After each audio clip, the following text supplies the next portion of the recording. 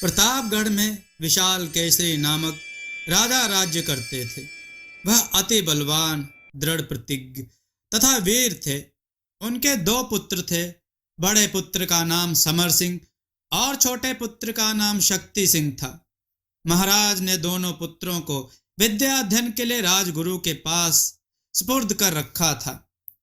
आज महाराज विशाल केसरी दरबार में बैठे मंत्री से राज्य संबंधी कुछ परामर्श कर रहे थे कि इतने में राजगुरु दोनों राजकुमारों सहित महाराज के सम्मुख उपस्थित हुए।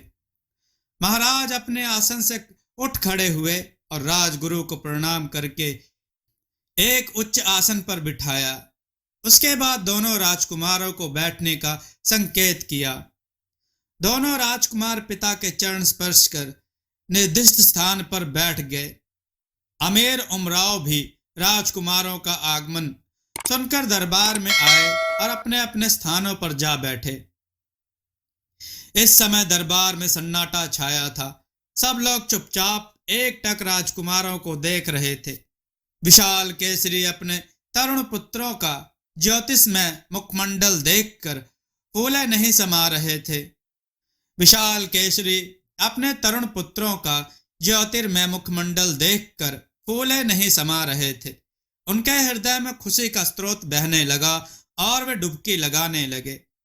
इस निस्तब्धता को भंग करते हुए मंत्री ने कहा, आज का दिन बड़े आनंद का है।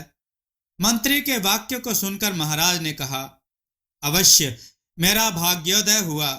अब मैं बहुत शीघ्र दोनों राजकुमारों को राज के काम सौंपकर बुढ़ापे के दिन आराम से व्यतीत करूंगा।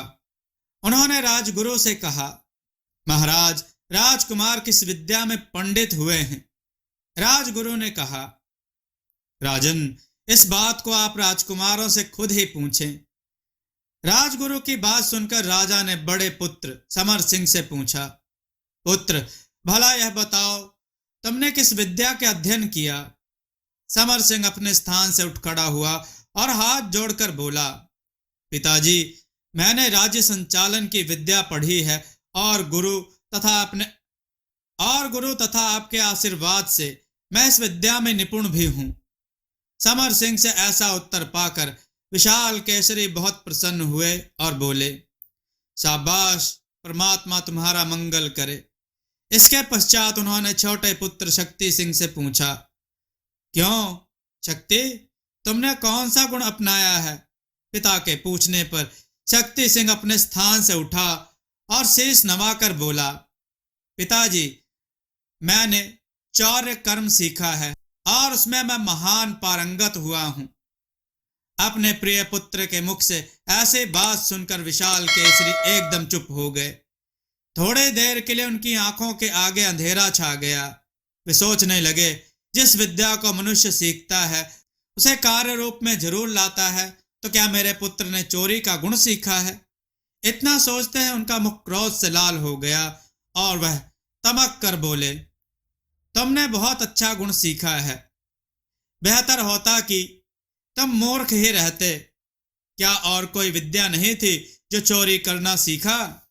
विशाल केसरी को क्रोधित होते देख राजगुरु नम्रता पूर्वक बोले, राजन, क्रोध को शांत कीजिए। भगवान जो कुछ करता है वह मंगल के लिए करता है।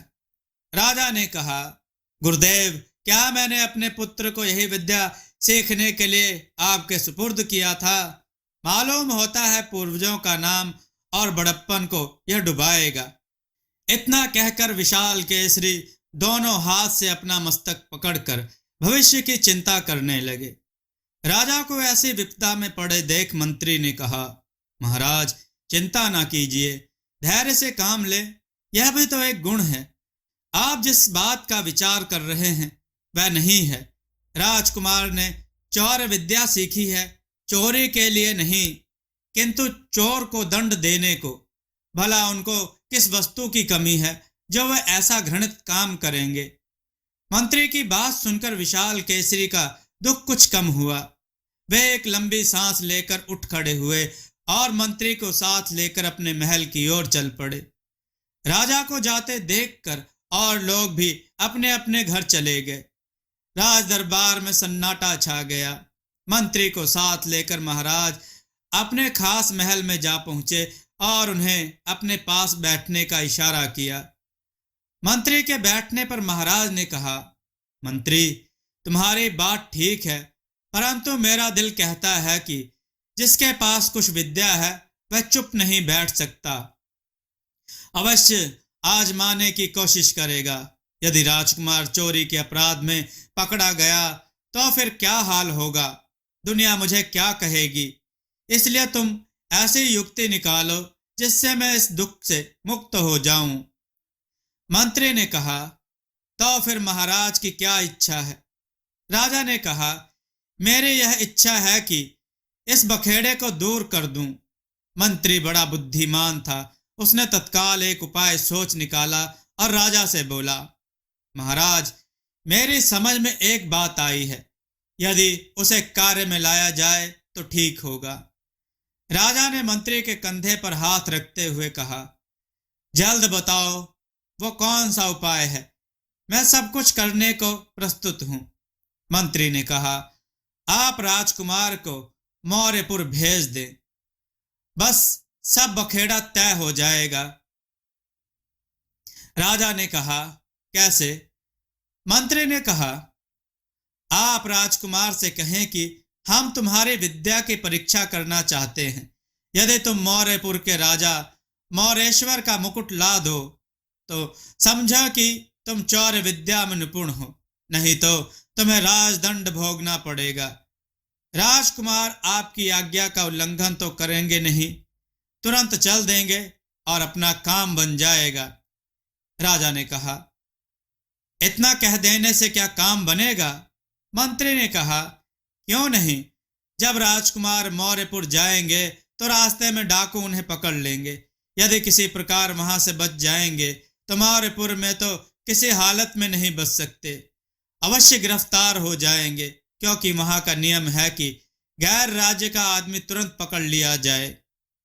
राजा ने प्रसन्नता से मंत्री से कहा, क्यों ना हो, तुम्हारे ही भरोसे तो मैं राज कर रहा हूं, बस इसी युक्ति से काम करना ठीक है। मंत्री ने कहा, हाँ महाराज, इसी उपाय से आप निश्चिंत हो जाएंगे। राजा ने कहा, फिर विलंब क्यों, अभी उसे बुलाता हूं और आज्ञा देता हूं। इतना कहकर राजा विशाल केसरी ने शक्ति सिंह को बुलाने की आज्ञा दी और थोड़ी देर में शक्ति सिंह आ उपस्थित हुआ। विशाल केसरी ने बड़े प्यार से अपने पुत्र को पास बिठाया। तदंतर वह उससे बोले, पुत्र, तुमने जो गुण सीखा है, मेरी इच्छा है कि मैं तुम्हारी परीक्षा लूं और देखूं कि तुम कहां तक विद्या में निपुण हो। परीक्षा का नाम सुनते ही शक्ति सिंह प्रसन्नता पूर्वक बोला, पिताजी, मेरा सौभाग्य है जो आप मेरी विद्या की परीक्षा लेना चाहते हैं। मैं खुश हूं, आज्ञा दीजिए, मैं कौन सी सेवा करूं? राजा ने कहा, काम बड़ा टेढ़ा है, मुझे संदेह है कि तुम कर सकोगे या नहीं। शक्ति सिंह ने कहा, पिताजी, आप निशंक होकर आज्ञा दीजिए, मैंने भली भांति चौर्य विद्या का अध्ययन किया है, जल्दी बताएं मुझे क्या करना है।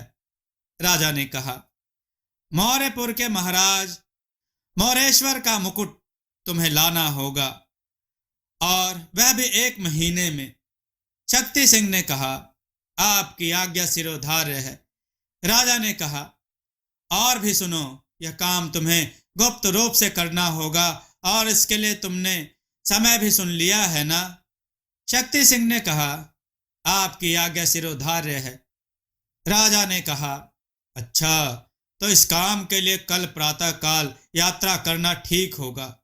शक्ति सिंह ने कहा, आज्ञा सिरोधार्य है। इतना कहकर वह एक और चलता बना।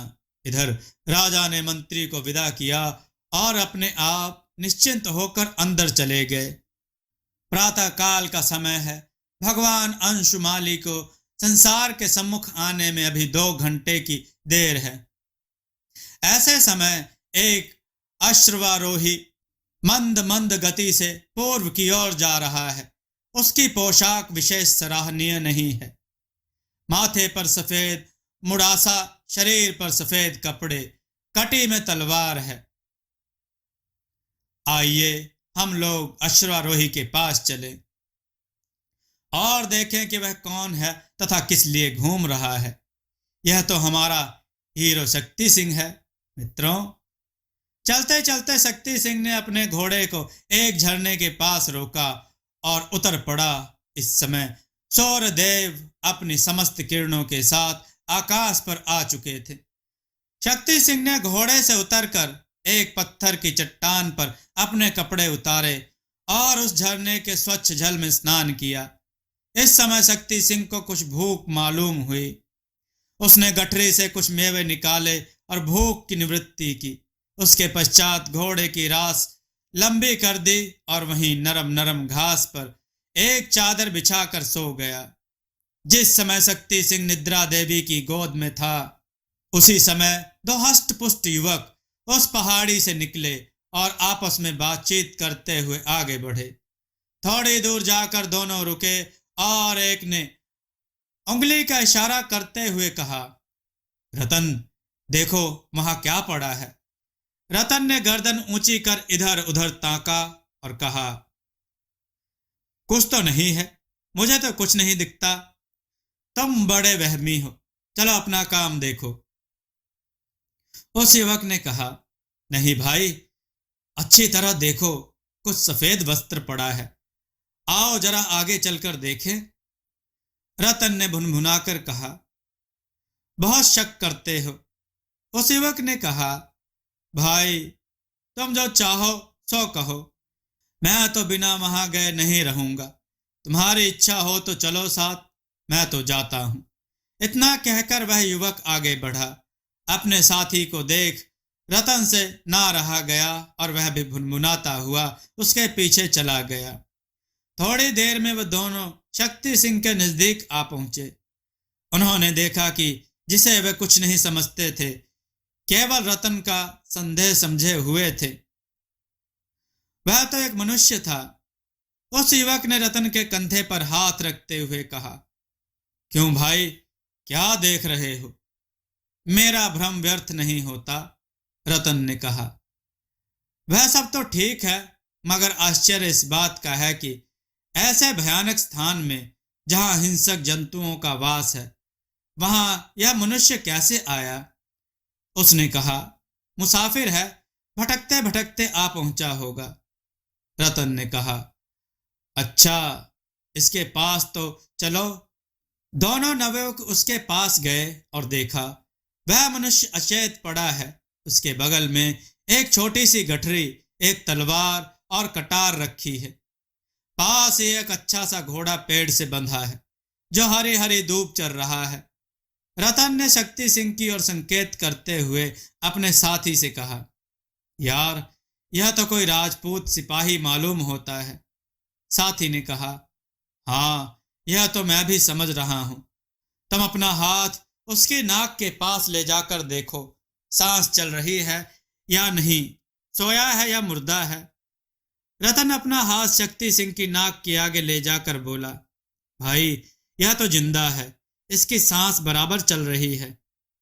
मालूम होता है कहीं जा रहा था, मार्ग भटक कर इधर चला आया है और थक जाने से यहां सो गया है। अपने साथी की बात सुनकर आगंतुक ने शक्ति सिंह के पास में रखी हुई गठरी खोली, मगर उसमें मेवा इत्यादि खाद्य पदार्थ के सिवा कुछ हाथ नहीं आया। तब उसने रतन से कहा, मालूम होता है यह किसी राजा का नौकर है जो लंबे सफर को जा रहा था। रतन ने कहा, ठीक है, मेरा भी यही अनुमान है। अच्छा, अब आगे क्या करना चाहिए? साथी ने कहा, इसके पास जरूर किसी के नाम की चिट्ठी या धन होगा।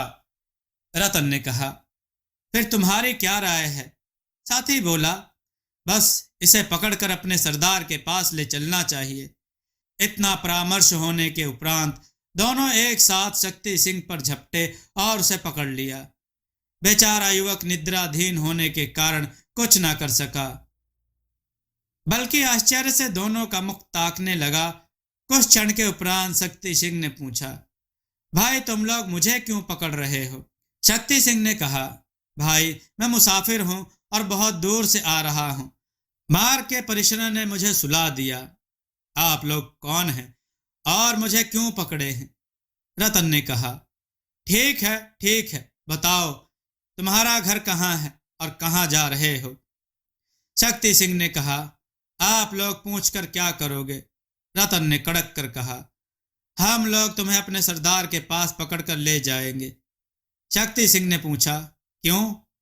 साथी ने कहा, इसलिए कि तुम्हें सूली पर चढ़ाना होगा, क्योंकि मुखिया की यही आज्ञा है कि इस पहाड़ी के नजदीक जिस किसी को देखो तुरंत गिरफ्तार कर लो। शक्ति सिंह ने कहा, तुम्हारा मुखिया क्या काम करता है? रतन ने हंसते हुए कहा, हम लोग डाकू हैं। शक्ति सिंह की समझ में आ गया कि मैं डाकुओं के हाथ में फंस गया हूं। थोड़ी देर तक विचार करता रहा, फिर बोला, भाई मेरे पास क्या रखा है? न धन है न माल है, केवल थोड़े से मेवे हैं। यदि तुम्हारी इच्छा हो तो ले लो, मगर मुझे छोड़ दो। साथी ने कहा, तुम बहुत चालाक मालूम होते हो। तुम सच सच बता दो कि यहाँ किस लिए आए थे, तो हम छोड़ देंगे, नहीं तो तुम्हारी जान की खैरियत नहीं। शक्ति सिंह बड़ी कठिनाई में फंस गया। उसने सोचा, मालूम होता है ये लोग मुझे राजा का जासूस समझ रहे हैं। उसे इस प्रकार सोच विचार करते देख रतन ने साथी से कहा, यार वही बात है, अवश्य यह कोई जासूस है। भगवान ने बड़ी कृपा की जो हम लोगों ने इसे पकड़ लिया, नहीं तो यह अवश्य हम लोगों को पकड़वा देता। खैर चलो, इसे मालिक के पास ले जाना ही ठीक होगा, फिर वह जैसी आज्ञा देंगे वैसा किया जाएगा। साथी ने कहा, ठीक है, बस फिर क्या था। दोनों ने शक्ति सिंह को चलने के लिए मजबूर कर दिया। शक्ति सिंह ने सोचा, मेरा नुकसान ही क्या है, चलो इनके मुखिया से भी दो चार बातें कर लूं, शायद वहां मौर्यपुर का पता चल जाए। आगे भगवान की जैसी इच्छा। यह सोचकर मुखिया के पास जाने के लिए राजी हो गया। दोनों युवकों ने उसके हाथ खूब मजबूती के साथ रस्सी से बांध दिए और उसे पहाड़ी की ओर ले चले। लगभग 50-60 गज जाने के बाद रतन ने साथी से कहा, इसकी आंखों पर पट्टी बांध दो। शक्ति सिंह ने कहा, भाई मैं तो चुपचाप चल रहा हूं, फिर मेरी आंखों पर पट्टी क्यों बांधते हो? रतन ने कहा, हमारे मुखिया का ऐसा ही हुक्म है। बेचारे शक्ति सिंह की आंखों पर पट्टी बांधी गई और वह छोटी सी मंडली आगे बढ़ी। शक्ति सिंह की आंखों पर पट्टी बंधी थी, उसे कुछ दिखाई नहीं देता था, फिर भी वह बड़े सोच विचार के साथ सोचता हुआ जा रहा था। लगभग आधा घंटा चलने के बाद दोनों युवक एक गुफा के मुहाने पर पहुंचे। रतन ने अपने साथी के कान में धीरे से कुछ कहा और साथी एक ओर चल पड़ा। फिर रतन ने शक्ति सिंह से कहा, तुम मेरी उंगली पकड़कर चलो। लाचार शक्ति सिंह को वैसा ही करना पड़ा। थोड़ी दूर जाकर शक्ति सिंह ने बाएं हाथ से टटोला। उसे मालूम हुआ कि मैं इस समय कंदरा में हूं। इसी प्रकार चलते चलते पूरे 1 घंटे में वो दोनों एक ऐसे मैदान में पहुंचे। वहां पर रतन सिंह ने शक्ति सिंह की पट्टी खोल दी। शक्ति सिंह ने देखा कि एक छोटा सा मैदान है, उसके चारों ओर बड़े बड़े पर्वत हैं। पूर्व की ओर एक मकान दिखाई दे रहा है। इस प्रकार वह देख ही रहा था कि इतने में 50 आदमी, जो कि सर से पैर तक काले कपड़े से अपने आप को छिपाए हुए थे, वहां आ पहुंचे। उनमें से एक नकाबपोश आगे बढ़ा। रतन ने उस आदमी को सलाम किया और शक्ति सिंह की ओर संकेत किया। नकाबपोश बोला, यही है वो। हाथ जोड़कर रतन ने कहा, जी सरदार। इतने में एक नकाबपोश दौड़ता हुआ आया और सरदार को सलाम करके खड़ा हो गया। सरदार ने पूछा, क्या खबर है? आने वाले नकाबपोश ने कहा, सब ठीक है, अभी चलने से सब काम बन जाएगा, देर करना ठीक नहीं। सरदार ने कहा, ठीक है। इतना कहकर उसने रतन से कहा, सावधानी से इसकी रखवाली करना और कल हाजिर करना, अभी समय नहीं है। इतना कहकर उसने शक्ति सिंह की ओर तेज निगाहों से देखा और अपने 50 साथियों को लेकर वह गुफा में घुस गया। इधर रतन सिंह को लेकर पहाड़ी वाले मकान की ओर बढ़ा। दिन के 2 बज चुके हैं। मरीचि माली सूर्य ने अपने रथ के अश्वों की बागडोर उठा ली है और अस्ताचल की ओर हाँक दिया है। पवन निस्तब्ध है, चारों ओर सन्नाटा छाया हुआ है। ऐसे आराम के समय प्रतापगढ़ के राजा महाराज विशाल केसरी अपने भवन में बैठे हैं। उनका मुख चिंता ग्रसित प्रतीत होता है। राजा के सामने दाहिनी ओर मंत्री महोदय बैठे हैं और बाएं ओर सामने 4-5 मुसाहिब विराजमान हैं। मित्रों, कथा का यह भाग आपको कैसा लगा कमेंट में जरूर बताइएगा। आगे की कथा के लिए कमेंट में जरूर लिखिएगा और कमेंट में जय श्री राम अवश्य लिखें। दोस्तों, आपको यह कथा कैसी लगी अपने विचार और सुझाव कमेंट में जरूर दें। हमारी कथाओं को लाइक करें, हमारे चैनल को सब्सक्राइब करना न भूलें। हमारी कथाओं को शेयर जरूर करें जिससे लोगों को अच्छा ज्ञान प्राप्त हो। जय श्री राम भक्तों।